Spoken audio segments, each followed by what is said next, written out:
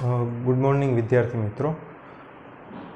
આજનો આપણે અભ્યાસ શરૂ કરીએ એ પહેલાં હું તમને છેલ્લા લેક્ચરમાં જે અભ્યાસ કરાવેલો હતો એની માહિતી છે એ તમને સમજાવી દઉં, અને એ પહેલાં પણ છે હું જરીક પરિચય આપી દઉં, થોડોક જ પરિચય આપું છું, કારણ કે આપણે દરેક લેક્ચરમાં પરિચય તો લેતા જ હોય છે, પણ આ વિડીયોમાંથી જ કોઈ નવા વિદ્યાર્થીઓ જોડાયા હોય તો એને થોડું અજાણ્યું ન લાગે એટલા માટે દરેક વિડીયોમાં છે આછો પાતળો પરિચય છે હું આપું છું. હું પોતે ગૌરવ ભટ્ટ ધોરણ 10 અને 12માં ગુજરાતી મીડિયમ અને ઇંગ્લિશ મીડિયમમાં મહદી સ્કૂલમાં છેલ્લા 8 વર્ષથી અભ્યાસ કરાવું છું. મારો પોતાનો 13 વર્ષનો ગુજરાતી વિષયમાં અનુભવ છે, અને વિદ્યાર્થીઓ પૂરેપૂરા માર્ક લાવે એટલે કે એને જે રિઝલ્ટ માટે હાઈએસ્ટ માર્ક જોતા હોય છે 85 અપ કે 80 અપ માર્ક જોતા હોય છે, જે અમુક વિદ્યાર્થીઓને ખાલી કલ્પના જ લાગે છે કે આમાં માર્ક આવતા નથી, ગુજરાતીમાં માર્ક કાપી નાખે છે, તો એવું ન થાય એટલા માટે છે વિદ્યાર્થીઓને કોન્ફિડન્સ આવે, વિદ્યાર્થીઓ છે ગુજરાતીમાં સારું લખી શકે, એટલા માટે A to Z નાની બાબતથી મોટી બાબત સુધીનો અભ્યાસ કરાવવાનું મારું લક્ષ્ય હોય છે. અને એવી રીતે જ તે વ્યાકરણ પણ હું કરાવું છું, એવી રીતે જ તે છે ટેક્સ્ટ પણ હું કરાવું છું, અને એવી રીતે જ તે છે લેખન હું કરાવું છું, કે જેથી વિદ્યાર્થીઓએ ધારેલા માર્ક આવી શકે. અને દર વર્ષે આવું તો બને જ છે કે કુલ વિદ્યાર્થીઓમાંથી 60 કે 70% વિદ્યાર્થીઓ છે એ ગુજરાતીમાં 80 કે 80 અપ માર્ક લાવતા હોય છે, અને 60 કે 55થી નીચે તો બહુ ઓછા વિદ્યાર્થીઓ કે વિદ્યાર્થીનીઓ હોય છે. તો આપણે એ જ લક્ષ્ય સાથે આગળ વધવું છે. આજે હું આ વિડીયોમાં ધોરણ 10 ઇંગ્લિશ મીડિયમનો 5મો પાઠ જે રનિંગ છે એનો બીજો વિડીયો બનાવવા જઈ રહ્યો છું. એમાં મેં પહેલાં જે ભણાવેલું છે એનું જરા રિવિઝન કરાવી અને આજે આગળ બીજામાં વધીએ છીએ, બીજી બાબતોમાં વધીએ છીએ. પહેલાં એ જોઈ લઈએ, બોર્ડ ઉપર મેં જે લખેલું છે એની વિશે તે પહેલાં વિગત મેળવી લઈએ. આપણે શ્વેત ક્રાંતિના પ્રણેતા ભણવાનું છે. પ્રણેતા એટલે કે જેને એની શરૂઆત કરી હોય, વિચાર બીજ નાખીને એને ધીરે ધીરે છે બિલ્ડઅપ કર્યું હોય, બરોબર, એને પ્રણેતા કહેવાય. શ્વેત ક્રાંતિ એટલે શું? શ્વેત ક્રાંતિ એટલે વ્હાઇટ રિવોલ્યુશન. ઘણા બધા રિવોલ્યુશનની મેં વાત કરી હતી. મત્સ્ય ઉત્પાદન વધારે થયું એની માટેનું રિવોલ્યુશન હતું, ટમેટા ઉત્પાદન વધારે થયું એની માટેનું રિવોલ્યુશન હતું, ગ્રીન રિવોલ્યુશન હતું, માંસનું ઉત્પાદન વધારે થયું તો રેડ કેવું રિવોલ્યુશન હતું. તો આવા ઘણા બધા છે રિવોલ્યુશન ભારતમાં થઈ ગયા. આ કોઈ ચળવળ નથી, ઝુંબેશ નથી કે આઝાદી મળી ગઈ એની માટેનું કોઈ છે એ રિવોલ્યુશન નથી. આ એક રિવોલ્યુશન એવું છે કે ઉત્પાદનમાં ધરખમ વધારો થાય, ઉત્પાદનમાં ધાર્યા કરતાં વધારો થાય કે એની પછી બાય પ્રોડક્ટ્સ પણ તમે ઘણી બધી કરી શકો. તો એવું જ એક રિવોલ્યુશન છે શ્વેત રિવોલ્યુશન. શ્વેત એટલે વ્હાઇટ અને ક્રાંતિ એટલે રિવોલ્યુશન, વ્હાઇટ રિવોલ્યુશન. એના 2 વ્યક્તિ પ્રણેતા હતા. મેં અહીંયા તો નથી લખેલું પણ 2 વ્યક્તિ હતા. એક તો ત્રિભુવનદાસ પટેલ અને બીજું હતું વર્ગીસ કુરિયન. અને આ પાઠ આપણે જે ભણવા જઈ રહ્યા છે એમાં ત્રિભુવનદાસ પટેલ અને વર્ગીસ કુરિયનની માહિતી છે. ત્રિભુવનદાસ પટેલ કે પોતે જે છે એ અમૂલ ડેરી કે ખેડા દૂધ ઉત્પાદક સહકારી મંડળી છે એની શરૂઆત એમણે કરવામાં સરદાર વલ્લભભાઈ પટેલ પાસેથી પ્રેરણા લીધી. પણ ત્રિભુવનદાસની માહિતી છે કોઈ એક પુસ્તકમાંથી કોઈ નથી લીધી, નાના લેખક જ નથી, ખાલી આલેખન કરવાવાળા છે રમેશચંદ્ર ડી પંડ્યા. આલેખન કેમ કહેવાય, લેખક કેમ ન કહેવાય? કારણ કે એના બીજાના પુસ્તકોમાંથી, જુદા જુદા પુસ્તકોમાંથી ત્રિભુવનદાસ પટેલ અને વર્ગીસ કુરિયન વિશે લીધું છે, પોતાના શબ્દો નથી, એટલા માટે આને આલેખન કહેવાય. અને આ પાઠનો પ્રકાર છે રેખાચિત્ર, અને આ પાઠ સંકલન કરેલો છે, બધું ભેગું કરીને બનાવેલો છે, બરોબર. હવે પેલું આપણે ત્રિભુવનદાસ પટેલ વિશે ભણ્યા હતા, એની આછી પાત્રની માહિતી આપી દઉં. શનિવારે એ અને એના મિત્રો છે હનુમાનજીના મંદિરે ભેગા થતા, ત્યાં છે નાસ્તો કરતા. પણ એક વખત એક મિત્રને એવો વિચાર આવ્યો કે દર શનિવારે એક મિત્ર છે એ કોઈ એક વિષય વિશે બોલે. એક વખત છે ત્રિભુવનદાસ પટેલનો વારો આવ્યો, એની પાસે કોઈ કાકાની સહકારી મંડળીની સહકાર વિશેની બુક લાવ્યા હતા, તો એની વિશે બોલવાનું એમને વાંચીને એમાંથી શરૂ કર્યું. બધા મિત્રોને આ વિચાર ગમ્યો અને આ જ વિચારનું પછી વાવેતર થયું. એ ગાંધીજી દ્વારા સ્થપાયેલી ગુજરાત વિદ્યાપીઠમાં છે એ જોડાયા, અને ગાંધીજીને સરદાર વલ્લભભાઈ પટેલના વિચારોથી એટલા પવિત્ર થયા કે આઝાદીની ચળવળમાં જોડાયા અને 1930 અને 1940-41 છે એને જેલવાસ પણ ભોગવવો પડ્યો હતો. પછી સરદાર વલ્લભભાઈ પટેલે જ તે એમનામાં છે સહકારી મંડળીના બીજનું વાવેતર કર્યું અને 1940 તે ખેડા દૂધ ઉત્પાદક સહકારી મંડળી ની શરૂઆત કરી અને 1950 છે વર્ગીસ કુરિયન તેની સાથે જોડાયા. એને એટલા બધા સારા કામો કર્યા, એટલા બધા છે ઇનોવેટિવ કામો કર્યા કે એ કામથી છે એને એના કામથી પ્રભાવિત થઈને એને કોમ્યુનિટી લીડરશિપ માટે રેમન મેક્સેસ એવોર્ડ ફિલિપાઇન્સ સરકાર તરફથી મળ્યો. બીજો પદ્મભૂષણ પણ એમને એવોર્ડ આપવામાં આવ્યો હતો. બીજા ઘણા બધા નાના મોટા એવોર્ડ હતા. હવે એની ઉદારતાની વાત આવે છે કે 6,80,000 રૂપિયા સહકારી મંડળીમાં જેટલા હતા એ બધા એક રૂપિયો ભેગા કરીને 6,80,000 રૂપિયાની એ વખતે થેલી આપી. તો રકમ 50 લાખ ઉપર ગણાય એવી રકમ કહી શકાય. તો એ થેલી છે એને લોકોને ઉદારતા માટે, લોકોના સારા કામ માટે વાપરવાનો એને સંકલ્પ કર્યો અને ત્રિભુવનદાસ ફાઉન્ડેશન નામનું ફાઉન્ડેશન શરૂ કર્યું અને એમાં બાળકો, સ્ત્રીઓ અને પશુની ચિકિત્સા કરવા માટેને છે અમુક વિભાગો ઊભા કર્યા અને એ વિભાગો છે એમાં પછી સેવાઓ આપવાનું શરૂ કર્યું. એના જીવનમાં એક જ ધ્યેય હતો, એક જ ઉક્તિથી કામ કરતા હતા, વિના સહકાર નહીં ઉદ્ધાર. એટલે કોઈનો સહકાર ન મળે, ભાઈ મારે કોઈ એક કંપની ઊભી કરવી છે, મારે કોઈ એક ધંધો ઊભો કરવો છે, બરાબર, તો સહકાર ઘણા બધાનો જોવે. હવે એ પ્રોફેશનલ હોય કે ઇમોશનલ હોય. પ્રોફેશનલ કઈ રીતના, બેંક મને લોન આપશે એ સહકાર જ થયો. પછી એક માણસ રાખીશ, એ માણસ મને મદદ કરશે એ સહકાર જ થયો. થોડા ઘટતા હશે એ પપ્પા રૂપિયા આપશે તો એ સહકાર જ થયો. તો સહકાર વિના કોઈ ઉદ્ધાર નથી થઈ શકતો એવું વર્ણન કરેલું. આપણે ત્રિભુવનદાસ પટેલ વિશે એક ભણ્યા. હવે આપણે ભણવા જઈ રહ્યા છીએ વર્ગીસ કુરિયન વિશે. અહીંયા શરૂઆતમાં પહેલાં વર્ગીસ કુરિયન એક 2 કે 3 ફકરાની હું પહેલાં વાત કરી દઉં તો શરૂઆતમાં પહેલાં વર્ગીસ કુરિયન છે એક કંપનીમાં કામ કરતા હતા, ટિસ્કો કંપનીમાં, બરાબર. પણ એ કંપનીમાં ડાયરેક્ટર એના સગામાંથી ન જોજા જોન મથાય એટલા માટે એને એ ન ગમ્યું કે ડાયરેક્ટર અમારા સગામાંથી છે, હવે હું કંપનીનો છે એમ્પ્લોયી નથી રહ્યો પણ એક સગા વ્યક્તિ તરીકેનો છે હું અહીંયા સામાન્ય વ્યક્તિ સગા વ્યક્તિનો છે એ હું બની ગયો છું. એટલા માટે એને એમ થયું કે મારો અહીંયા કામ નહીં થાય, મારો અહીંયા વિકાસ નહીં થાય, એટલે પછી એને કંપની છોડી દીધી. આવા ઘણા બધા વ્યક્તિઓ હોય છે અને એ જ લોકો ઊંચા આવે છે કે સમયાંતરે કોઈ વસ્તુ છોડીને નવી વસ્તુમાં જોડાય, એની ઈચ્છા છે એમાં, બરાબર, તો એ વ્યક્તિ જ આગળ આવે છે. બાકી ઘણા બધા તો છે સરકારી નોકરી લઈને છે પોતાની જિંદગી પસાર કરી લેતા હોય છે. પટ્ટાવાળામાં 15-17 હજારનો પગાર મળે તો એ સંતોષ માની લેતા હોય છે. યાદ રાખજો, સંતોષથી સુખ થોડું પ્રાપ્ત થાય, સમૃદ્ધિ પ્રાપ્ત થતી જ નથી જરા કંઈ. એટલે સંતોષ રાખ્યા વગર એક પછી એક નાનામાંથી થોડા મોટા, પછી થોડા મોટા, પછી થોડા મોટા એમ ધ્યેય પ્રાપ્ત કરતા જવા જોઈએ. હમણાં તે એમેઝોનના જેફ ફેબોસનું મેં વાંચ્યું હતું. જેફ ફેબોસ કહે છે કે 10,000 કમાતા હો તો તમે સીધો 1 લાખનો ધ્યેય ન રાખો કે મારે 1 લાખ કમાવા છે. પહેલાં 10,000 કમાવો, પછી 20,000નો ધ્યેય રાખો, પછી 30,000નો ધ્યેય રાખો, એમ કરીને 1 લાખ સુધી પહોંચો. 10 લાખથી 1 લાખ સુધીનો 10,000થી 1 લાખ સુધીનો જમ્પ ક્યારેય ન લગાડે. એલોન મસ્ક એ એક કારની કંપનીના માલિક હતા, બીજી ઘણી બધી કંપનીઓ ઊભી કરીને હવે તો એને પ્રાઇવેટ રોકેટ બનાવીને છે અંતરિક્ષમાં હમણાં જ તે સફળ પરીક્ષણ કર્યું ને અંતરિક્ષમાં હમણાં અમુક સમાનવયાન મોકલ્યું. તો જેના વિચાર ઊંચા હોય એ જ આ દુનિયામાં છે સમૃદ્ધિ લાવી શકે છે, બરાબર. નાના નાના વ્યક્તિઓ કે જેને ખાલી વર્ષના છે મહિનાના 12-15 હજાર મળી જતા હોય ને કુટુંબ હાલી જાય છે, તો એવી રીતના સમૃદ્ધિ નથી આવતી. તો હવે પાછી વર્ગીસ કુરિયનની વાત કરીએ તો વર્ગીસ કુરિયનનો બીજો ફકરો છે એમાં શિક્ષણ વિશે માહિતી આપેલી છે.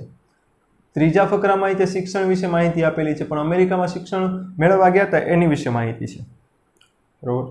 અને બાકી આગળ એની આત્મકથા વિશે માહિતી છે, એને વ્હાઇટ રિવોલ્યુશન કેવી રીતે લાવ્યું એની વિશે માહિતી છે, અને પછી એને પુસ્તકો કયા લખ્યા, પછી જાહેરાત કેવી રીતે કરી, એ બધી માહિતીઓ આગળ આપણે પાઠમાં ભણવાની છે. તો અહીંયા પહેલો ફકરો હું અત્યારના વાંચું છું. ડૉક્ટર વર્ગીસ કુરિયન ઇન્જિનિયરી એટલે એન્જિનિયરિંગનો અભ્યાસ પૂર્ણ કર્યા પછી ઈસવીસન 1944માં ટાટા આયર્ન એન્ડ સ્ટીલ કંપનીમાં એપ્રેન્ટિસ તરીકે યુવાનની પસંદગી થઈ હતી. કઈ સાલમાં? તો 1944માં. કઈ રીતે? એપ્રેન્ટિસ તરીકે. કઈ કંપનીમાં? તો કે ટાટા આર્યન એન્ડ સ્ટીલ કંપનીમાં. અંડરલાઈન કરી નાખજો. કઈ કંપનીમાં છે એની એન્જિનિયર તરીકે, એપ્રેન્ટિસ એન્જિનિયર તરીકે પસંદગી થઈ હતી ને કઈ સાલમાં? તો 1944માં ટાટા આર્યન એન્ડ સ્ટીલ કંપનીમાં છે એની એન્જિનિયર તરીકે પસંદગી થઈ હતી. એપ્રેન્ટિસ એટલે શું? મેં એન્જિનિયરિંગ કરી લીધું છે, બરોબર, તો તરત મને કોઈ કંપની જોબ નહીં આપી દે. પહેલાં તો એ કંપનીમાં શીખવા માટે મારે જવું પડે.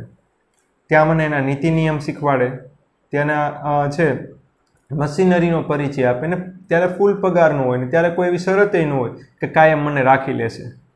એપ્રેન્ટિસનું કામ સારું હોય તો પછી રાખી શકે. તો એપ્રેન્ટિસ એટલે પહેલાં શીખવાની જે સમયગાળો હોય એમાંથી અમુક ખાલી તમને મહેનતના રૂપિયા આપે, એ છે એપ્રેન્ટિસ કહેવાય. એપ્રેન્ટિસ તરીકે યુવાનની પસંદગી થઈ.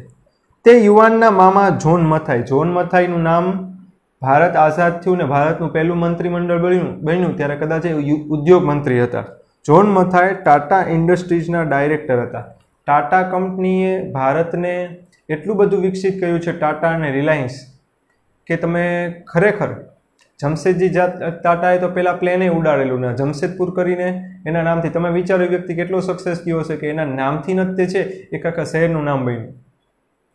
તો એની માટે તે, અને પાછું તોય તે જોયો ટાટા કંપનીના માલિક, પછી રિલાયન્સ ઇન્ડસ્ટ્રીના માલિક એટલા બધા છે, પ્રકાશમાં નહીં આવે, બસ પોતાની રીતના છે, ધંધો કર્યા કરશે ને એને સંતોષ નથી માન્યો. પહેલાં એ એશિયામાં પહેલાં થયા પૈસાદાર વ્યક્તિ, તો એવો એનો ધ્યેય એવો હોય કે દેશ આખી દુનિયામાં પહેલાં થઈ ધનવાન તરીકે, તો જ તે આમાં આગળ વધી શકાય ને તો જ અર્થવ્યવસ્થા આગળ વધે. તો એ રીતના રતન ટાટાએ તે પૈસા હતા, બરોબર, ધંધો કર્યો તો જ દેશની સેવા કરીએ. કે કોરોના મહામારી આવી ત્યારે 1500 કરોડનું દાન આપ્યું. પછી ડાયરેક્ટર હોવાથી 1-2 વખત જમશેદપુર આવ્યા ત્યારે આ યુવાનને મળ્યા. યુવાન ઇન્જિનિયરને તે ન ગમ્યું. બધાએ ખૂબ ના પાડી છતાં તેમણે નોકરી છોડી દીધી. કારણ આપતા તેમણે કહ્યું, 2 માર્કમાં કે 1 માર્કમાં પ્રશ્ન પૂછાય, કયું કારણ આપીને વર્ગીસ કુરિયને નોકરી છોડી દીધી? 2 માર્કમાં કે 1 માર્કમાં પૂછાય, કયું કારણ આપીને વર્ગીસ કુરિયને નોકરી છોડી દીધી? તો અંડરલાઈન કરી નાખો. હવે હું અહીં કુરિયન નથી રહ્યો, હું માત્ર ઉપરી અમલદારનો ભાણેજ જ રહ્યો છું. હવે મારા મામા ડાયરેક્ટર હોય અને હું એનો ભાણેજ હોઉં તો મને બીજા નીચેના કોઈ અધિકારીઓ કહે નહીં કે કેમ મોડો આવ્યો, કેમ હરખું કામ નથી કરતો, કેમ ઓછું ઉત્પાદન કરે છો, કારણ કે પછી એની નોકરી જાય એવું એની ચિંતા રહે. એટલા માટે કોઈ કહે નહીં, એનીથી કોઈ ટોકે નહીં એટલે વિકાસ ન થાય. હું માત્ર ઉપરી અમલદારનો ભાણેજ જ રહ્યો છું, જે મને મંજૂર નથી. કયું કારણ આપતા છે આપણે નોકરી છોડી દીધી આ ભાઈ વર્ગીસ કુરિયને? તો હવે હું એ કુરિયન નથી રહ્યો, ઉપરી અમલદારનો છે ભાણેજ જ રહ્યો છું, જે મને મંજૂર નથી. આવો અડગ આત્મવિશ્વાસ અને ખુદદારી ધરાવતા હતા વર્ગીસ કુરિયન. ઘણા બધા તો નોકરી છોડતા વિચારે હવે મને નોકરી મળશે, મને કોઈ રાખશે, એવી બધી ચિંતા હોયા કરે. એટલા માટે આટલું રાખીએ છીએ.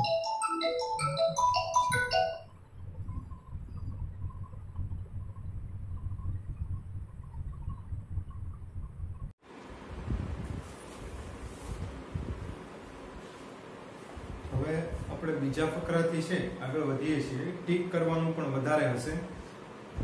ગુજરાત રાજ્યમાં આવેલા આણંદ નગરને અમૂલ ડેરી દ્વારા મિલ્ક સિટીની ઓળખ અપાવનાર વર્ગીસનો જન્મ સિરિયન ખ્રિસ્તી પરિવારમાં 26/10/1921 રોજ કેરાલાના કાલિકટમાં થયો હતો.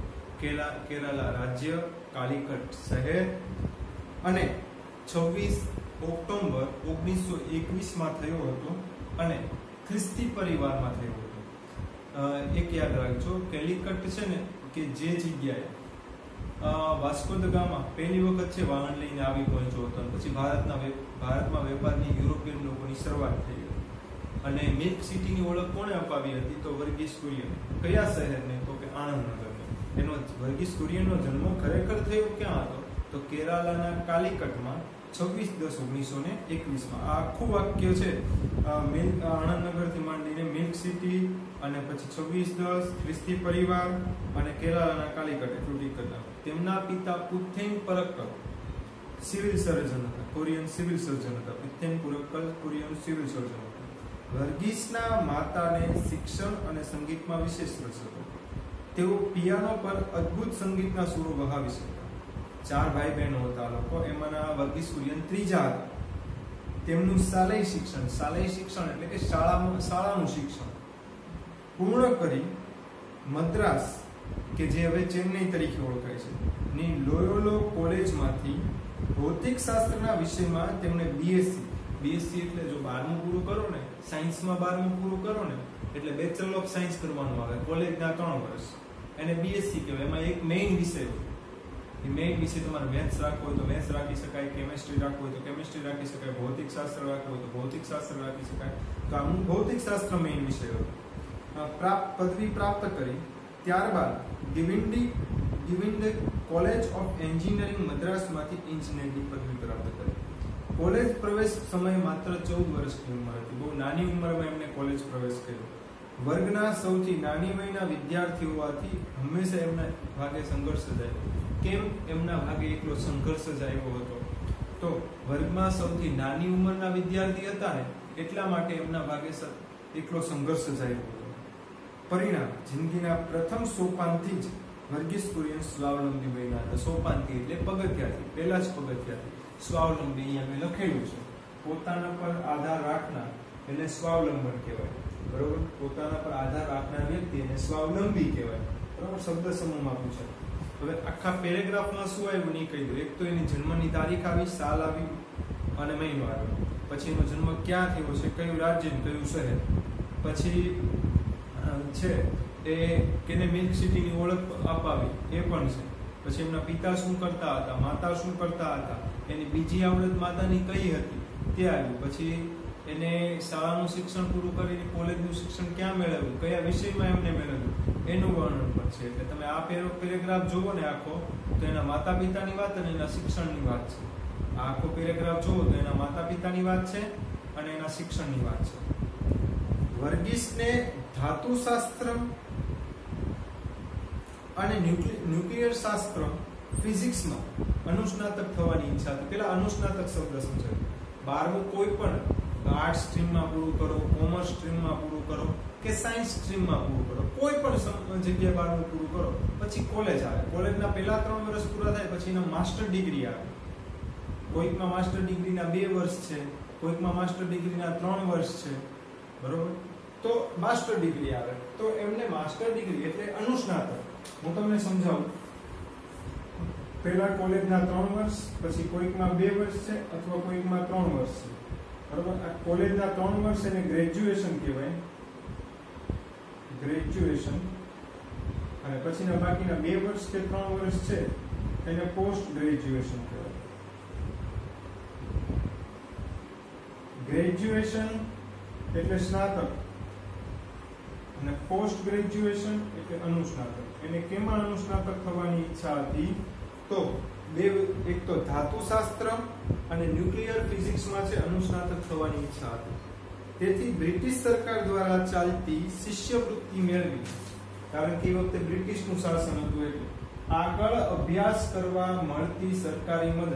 1921માં જન્મ થયો પછી તરત ભણવા માંડ્યા હોય, 14 વર્ષમાં તો કોલેજમાં આવ્યા એટલે હજી આઝાદ નહોતું થયું વખતે, એટલા માટે એને શિષ્યવૃત્તિ બ્રિટિશ સરકાર તરફથી મળી. આગળ અભ્યાસ કરવા મળતી સરકારી મદદ એટલે શિષ્યવૃત્તિ કહેવાય.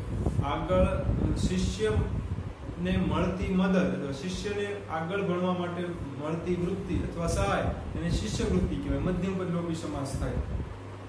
પછી મેળવી અમેરિકા અભ્યાસ જવાનું. કોની પાસેથી શિષ્યવૃત્તિ મેળવી? બ્રિટિશ સરકાર પાસેથી. ક્યાં જવાનું ફોર્મ મેળવ્યું? તો કે અમેરિકા અભ્યાસ કરવા જવાનું ફોર્મ મેળવ્યું. જેમાં તેમની ડેરી એન્જિનિયરિંગ ના વિષયમાં પસંદગી થઈ. પહેલા તો બ્રિટિશ સરકાર તરફથી શિષ્યવૃત્તિ મળી અને અમેરિકા જવા માટે ફોર્મ ભર્યું અને ડેરી એન્જિનિયરિંગમાં પસંદગી થઈ. તમે વિચારજો એને કરવું તું શું અને એને મળ્યું કેમાં એ જોયું. તે માટેની પૂર્વ સ્વરૂપે તેમણે ઇમ્પિરિયલ ડેરી રિસર્ચ ઇન્સ્ટિટ્યૂટ નામની સંસ્થામાં બેંગ્લોર 8 માસની તાલીમ લેવા જવું પડ્યું. બરોબર, તમે વિચારો. પહેલા તો એને અમેરિકા જવા માટે ફોર્મ ભર્યું, શિષ્યવૃત્તિ બ્રિટિશ સરકાર તરફથી મળી અને ડેરી એન્જિનિયરિંગમાં ફોર્મ પેલું એને છે શિષ્યવૃત્તિ મળી. અને ડેરી એન્જિનિયરિંગમાં તો શિષ્યવૃત્તિ મળી જ તે, પણ સાથે સાથે એને બેંગ્લોર પેલા ઇમ્પિરિયલ ઇન્સ્ટિટ્યૂટમાં છે તાલીમ લેવા જવી પડશે. પછી ત્યાં તેમને પ્રથમ ડેરી પ્રવૃત્તિના મૂળભૂત સિદ્ધાંતો સમજવાનો મોકો મળ્યો. ઈસવીસન 1946 મિશિગન સ્ટેટ યુનિવર્સિટી. ક્યાં ગયા એ ભણવા માટે? મિશિગન સ્ટેટ યુનિવર્સિટીમાં ગયા. ક્યાં ભણવા માટે ગયા? તો કે મિશિગન સ્ટેટ યુનિવર્સિટીમાં. અમેરિકામાં અભ્યાસ માટે ગયા ત્યારે સ્કોલરશિપ આપનાર સરકારના સંતોષ ખાતર ડેરી એન્જિનિયરિંગના કેટલાક અભ્યાસક્રમો તેમણે પૂર્ણ કર્યા. બરોબર, સરકારે જે અભ્યાસ કરવા માટે આપ્યું હતું એ તો અભ્યાસ કરવો જ પડે, એટલે એને કોઈ કામ છે એને પૂર્ણ કર્યું. પરંતુ અનુસ્નાતકની પદવી તો તેમણે ધાતુશાસ્ત્ર અને ન્યુક્લિયર ફિઝિક્સના વિષયોમાં ડિસ્ટિંક્શન સાથે પ્રાપ્ત કરી. બરોબર, જો પહેલા ડેરી એન્જિનિયરિંગ માટે એને અમેરિકા માટે ફોર્મ ભર્યું, અમેરિકા જવા માટે એને મળ્યું. એ પેલા 8 મહિના છે બેંગ્લોરમાં તાલીમ લીધી, પછી ત્યાં ગયા ડેરી એન્જિનિયરિંગ સરકારની ઈચ્છા ખાતર ભણ્યું, પણ સાથે ધાતુશાસ્ત્ર અને ન્યુક્લિયર ફિઝિક્સના વિષયો પણ ડિસ્ટિંક્શન, એટલે કે 70 ની ઉપર ટકા આવે ને ડિસ્ટિંક્શન કહેવાય. 1946માં મિશિગન યુનિવર્સિટી ગયા અને 1948માં એ પરત ફર્યા ભારત આઝાદ થયું પછી. 13/5/1949 ને શુક્રવારે કઈ તારીખ આપી છે? ભારત સરકારના આદેશથી કુરિયને આણંદમાં પ્રથમવાર પગ મૂક્યો. આણંદમાં પ્રથમવાર પગ કુરિયને ક્યારે મૂક્યો? આણંદમાં પ્રથમવાર પગ કુરિયને ક્યારે મૂક્યો? તો 13/5/1949 ને શુક્રવારે ભારત સરકારના આદેશથી કુરિયને આણંદમાં પ્રથમવાર પગ મૂક્યો. મકાન ભાડે ન મળતા ડેરીની બાજુમાં આવેલું જૂનું ગેરેજ ભાડે રાખી ત્યાં રહેવાનું શરૂ કર્યું. બરોબર, પહેલા તો આવી જ નાખતે. હું તમને એક વાત કરું, સ્ટીવ જોબ્સ એપલ કંપની નાખી, અત્યારના એનું નામ છે એપલ કંપનીનું, બ્રાન્ડેડ જ છે ફોન. બરોબર, લાખ ઉપર તો એના ફોનના ભાવ હોય. હું કહેવા એ નથી માંગતો, એ વ્યક્તિએ પોતાની એપલ કંપનીની શરૂઆત તો એક નાના અમથા ગેરેજમાંથી જ કરી હતી. બરોબર, એવું કઈ નથી કે મોટા મોટી કંપનીની શરૂઆત છે એ ભાડાના મકાનમાં થઈ હોય. તો આ વ્યક્તિએ જે આણંદમાં પ્રથમ વખત પગ મૂક્યો, સરકારે એને મોકલા આણંદમાં, પણ ત્યારે તેને રહેવા માટે તો ગેરેજ જ ભાડે મળેલું. સરકાર દ્વારા મળેલી અને ઓછી પસંદગી આ નોકરીમાં 8 માસ થયા હોવા છતાં ખાસ ઉત્સાહ નહોતો. વર્ગીસને એક દિવસ વિચાર આવ્યો, હું કંઈ કરતો નથી, મારે કંઈક કરવું જોઈએ. આવો વિચાર જેનામાં દેશ માટે પ્રીતિ હોય તેને જ આવે. પ્રીતિ એટલે પ્રેમ અને સ્નેહ. પ્રીતિ એટલે પ્રેમ અને સ્નેહ. કયો વિચાર દેશ માટે પ્રીતિ હોય તેને જ આવે? કયો વિચાર દેશ માટે પ્રીતિ હોય તેને જ આવે? હું કંઈ કરતો નથી, મારે કંઈક તો કરવું જોઈએ, એવો વિચાર. આવું આત્મદર્શન કરી તે જ સિદ્ધિના સોપાનો સર કરી શકે. રૂઢિપ્રયોગમાં પૂછાય, સિદ્ધિના સોપાનો સર કરવા. સિદ્ધિના સોપાનો સર કરવા રૂઢિપ્રયોગમાં પૂછાય, એટલે સફળતાઓ હાંસલ કરવી. સિદ્ધિના સોપાનો સર કરવા એટલે સફળતાઓ હાંસલ કરવી. કુરિયને આણંદમાં પગ પહેલી વખત ક્યારે મૂક્યો હતો? 13/5/1949 આણંદમાં પગ મૂક્યો હતો. અને ક્યારે રોકાણા? ગેરેજમાં, ભાડાનું મકાન ન મળતા. પછી કુરિયનના આણંદમાં આગમન પહેલા Kheda district milk producer union limited નામની સંસ્થા સહકારી ક્ષેત્રે પાપા પગલી પાડી ચૂકી હતી. પાપા પગલી પાડવી એટલે શુભ શરૂઆત કરવી. પાપા પગલી પાડવી એટલે શુભ શરૂઆત કરવી.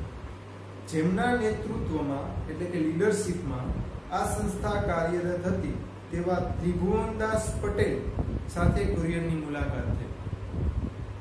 પરિચય ગાઢ બનતા. ગાઢ એટલે કે સારામાં સારો પરિચય થતા વર્ગીસ તેમની નિસ્વાર્થ સેવા, પરોપકારની ભાવના અને મનની મક્કમતાથી પ્રભાવિત થયા. ત્રિભુવનદાસના કયા ગુણોથી વર્ગીસ પ્રભાવિત થયા? અંડરલાઈન કરી નાખજો. ત્રિભુવનદાસના કયા ગુણોથી વર્ગીસ પ્રભાવિત થયા? તો કયા ગુણોથી? નિસ્વાર્થ સેવા, પરોપકારની ભાવના અને મનની મક્કમતાથી પ્રભાવિત થયા. કયા ગુણોથી છે એ પ્રભાવિત થયા વર્ગીસ કુરિયનના? તો કે નિસ્વાર્થ સેવા, પરોપકારની ભાવના અને મનની મક્કમતાથી પ્રભાવિત થયા. મનોમન ત્રિભુવનદાસને પોતાના ગુરુ અને માર્ગદર્શક તરીકે સ્વીકાર્યા. માર્ગદર્શક છે એ તમે અંડરલાઈન કરીને લખી નાખો. શબ્દ સમૂહમાં પૂછાય ને સમાસમાં પણ પૂછાય. શબ્દ સમૂહમાં પણ પૂછાય ને સમાસમાં પણ પૂછાય. માર્ગદર્શક, માર્ગ બતાવનાર એટલે માર્ગદર્શક. માર્ગ બતાવનાર એટલે માર્ગદર્શક શબ્દ સમૂહમાં પૂછાય, અને બીજું સમાસમાં. અને સમાસ કે તો આ ઉપપદ સમાસ થાય, કારણ કે માર્ગ બતાવનાર, બતાવનાર એટલે બતાવો, ક્રિયાપદ ઉપરથી બનેલું પદ છે. તેથી માર્ગદર્શક તરીકે સ્વીકાર્યા. તેમની સાથે કામ કરવાનું શરૂ કર્યું. ખેડૂતોએ પોતાના ઢોરના દૂધ વેચાણમાં અન્ય વેપારીઓ કે દલાલો પર નિર્ભર રહેતા. શબ્દ સમૂહ પૂછાય. બીજા પર આધાર રાખવો એટલે નિર્ભર. નિર્ભર છે, નિર્ભય નથી. બીજા પર આધાર રાખવો, નિર્ભર રહેતા. અને રહેતા સહકારી પદ્ધતિ અપનાવી કુરિયનના સહકારથી આ પ્રવૃત્તિને વેગ મળ્યો. વેગ મળ્યો એટલે ગતિ મળી. આણંદ અમૂલ ડેરીની પ્રગતિ જોઈને સરકારના સહકારથી કુરિયને આણંદ મોડેલ મુજબ માત્ર ગુજરાતમાં જ નહીં, ભારતના ઘણા બધા રાજ્યોમાં દૂધ એકત્રીકરણની યોજના ઓપરેશન ફ્લડ રૂપે શરૂ કરી. દૂધ એકત્રીકરણની યોજના કઈ રીતે શરૂ કરી? તો કે ઓપરેશન ફ્લડ રૂપે. યાદ રાખજો, ઓપરેશન ફ્લડ રૂપે શું શરૂ કર્યું? તો દૂધ એકત્રીકરણની યોજના શરૂ કરી. ઓપરેશન ફ્લડ ના શિલ્પી તરીકે વર્ગીસ કુરિયને ડેરી ક્ષેત્રે ભારતને સૌથી વધુ ઉત્પાદન કરતા દેશ તરીકે વિશ્વમાં પ્રસ્થાપિત કર્યો. કયા ઓપરેશનથી છે? કઈ યોજનાથી છે? કયા કાર્યથી છે આખી દુનિયામાં દેશ પ્રસ્થાપિત થયો? તો કે ઓપરેશન ફ્લડથી. પશ્ચિમના દેશોમાં પશુપાલન ક્ષેત્રે ગાયોની સંખ્યા વધુ હોવાથી ગાયના દૂધમાંથી જ ગુણવત્તાયુક્ત દૂધનો પાવડર બની શકે એવી માન્યતા હતી. પશ્ચિમના દેશોમાં કેની સંખ્યા વધારે હતી? ગાયની સંખ્યા. એટલે કઈ માન્યતા હતી? તો ગાયના દૂધમાંથી જ ગુણવત્તાયુક્ત પાવડર બની શકે એવી પશ્ચિમના દેશોમાં માન્યતા હતી. કારણ કે શા માટે? તો કે ત્યાં ગાયોની સંખ્યા વધારે હતી તેટલા માટે. ગુણવત્તાયુક્ત એટલે ક્વોલિટી વાળું. ભારતમાં ભેંસોની સંખ્યા વિશેષ હોવાથી કુરિયને ભેંસના દૂધમાંથી પણ ગુણવત્તાયુક્ત દૂધનો પાવડર બની શકે તેવા સંકલ્પથી પાવડર બનાવવાનું શરૂ કર્યું, અને તેમાં ખૂબ ઓછા સમયમાં સફળતા મેળવી. એટલે એમને ભેંસના દૂધમાંથી છે પાવડર બનાવવાનું નક્કી કર્યું. બરોબર. આ પેરેગ્રાફમાં ઓપરેશન ફ્લડની વાત આવે છે કે જેમાંથી દૂધ એકત્રીકરણની એમણે શરૂઆત કરી. પછી વર્ગીસે ભારતના ખેડૂતોનું સશક્તિકરણ અને સંગઠન ડેરી ઉદ્યોગની સહકારી મંડળી મારફત કર્યું. ભારતના ખેડૂતોનું સશક્તિકરણ અને સંગઠન કેવી રીતે કર્યું? તો ડેરી ઉદ્યોગની સહકારી મંડળી મારફત કર્યું. ભારતની દૂધ સહકારી ચળવળના તેઓ સ્થાપક અને સંચાલક બન્યા. આણંદમાં ખેડા જિલ્લા સહકારી દૂધ ઉત્પાદક મંડળી. કઈ મંડળી અમૂલના નામે જાણીતી છે? તો ખેડા જિલ્લા દૂધ ઉત્પાદક મંડળી વિશ્વ વિખ્યાત છે. તેની રચના તેમણે વેગવંતી કરી. વેગવંતી કરી એટલે ઝડપી કરી.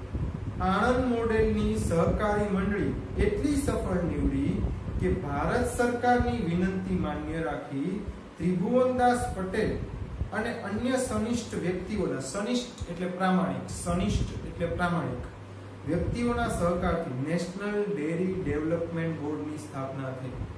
બરોબર. કેની સ્થાપના કરવામાં આવી? વર્ગીસ કુરિયનની મદદથી. તો NDDB ની, નેશનલ ડેરી ડેવલપમેન્ટ બોર્ડ.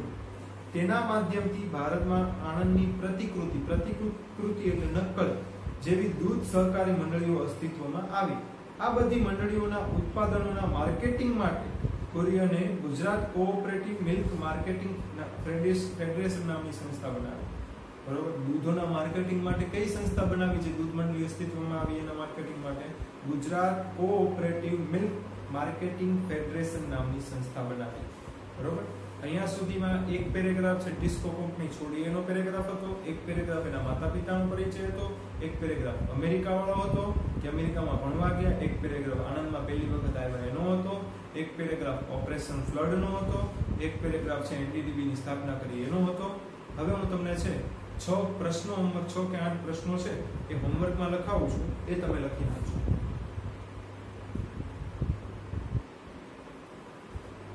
પહેલો પ્રશ્ન લખો. એક જ પ્રશ્ન મોટો લખાવું છું એટલે પછી છે તમારે છે એક પ્રશ્ન મોટો અને 4 પ્રશ્ન નાના. ત્રિભુવનદાસ પટેલને પાત્ર પરિચય જણાવો. ત્રિભુવનદાસ પટેલનો પાત્ર પરિચય જણાવો કે રેખાચિત્ર આલેખો. બે એક જ થાય પ્રશ્ન. પછી વર્ગીસ કુરિયને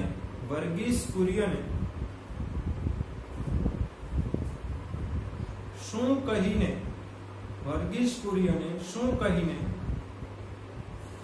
નોકરી છોડી દીધી. વર્ગીસ કુરિયને શું કહીને નોકરી છોડી દીધી.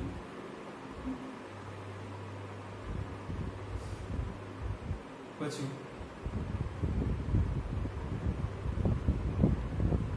વર્ગીસ કુરિયનના માતા અને પિતાનો પરિચય આપો. વર્ગીસ કુરિયનના માતા અને પિતાનો પરિચય આપો. પછી વર્ગીસ કુરિયનને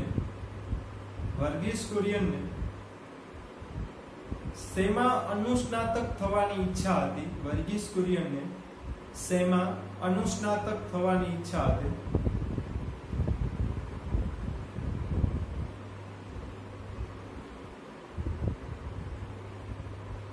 પછી વર્ગીસ કુરિયનને ક્યાં અને શું ભણવા જવા માટે શિષ્યવૃત્તિ મળી. વર્ગીસ કુરિયનને ક્યાં અને શું ભણવા જવા માટે શિષ્યવૃત્તિ મળી. પછી ઓપરેશન ફ્લડનું કાર્ય શું હતું. ઓપરેશન ફ્લડનું કાર્ય શું હતું.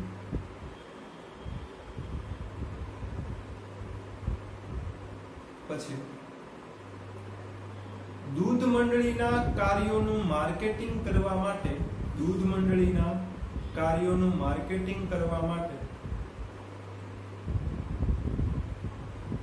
કઈ સંસ્થાની સ્થાપના થઈ.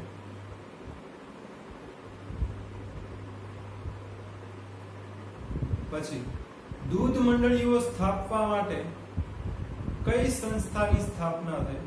દૂધ મંડળીઓ સ્થાપવા માટે કઈ સંસ્થાની સ્થાપના થઈ.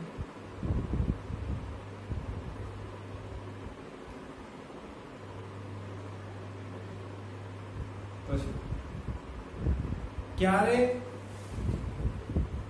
વર્ગીસ કુરિયને આણંદમાં પ્રથમ વખત પગ મૂક્યો. છેલ્લો પ્રશ્ન. વર્ગીસ કુરિયન આણંદમાં આવ્યા ત્યારે પહેલા ક્યાં રોકાયા હતા.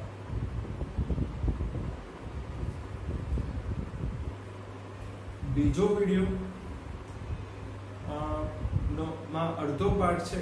અહીંયા અડધો પાર્ટ પૂરો થાય છે. હવે કદાચ ત્રીજા વિડિયોમાં છે આપણે પાર્ટ પૂરો કરી શકીએ.